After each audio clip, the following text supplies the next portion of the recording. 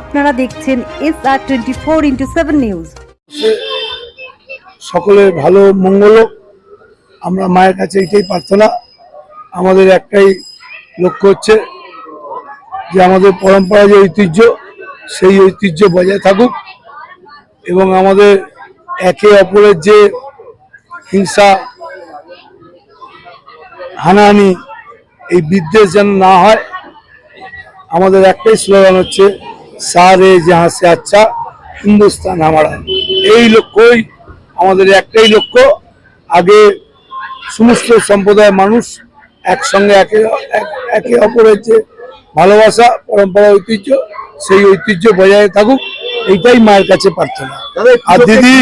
আর দিদি এবং অভিষেক ব্যানার্জি মানে মঙ্গল কামনা করছি, তারা যেন মানুষের কাজ করুক। দিদি তো অক্লান্ত পরিশ্রম করছে, অভিষেক ব্যানার্জিও যুব সম্প্রদায়।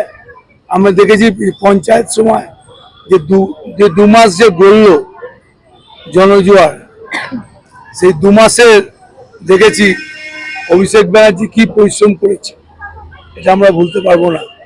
একদিকে মৃত্যুর মিছিল, আর একদিকে অভিষেক ব্যানার্জি যে পঞ্চায়েতের যে মৃত্যু মিছিল যখন হচ্ছিল, তখন সারা বাংলা জুড়ে অভিষেক ব্যানার্জি যা পঞ্চায়েতে যে মিছিল করেছিল, জেলায় জেলায়, ব্লকে ব্লকে, এটা একটা অবিশ্বাস্য।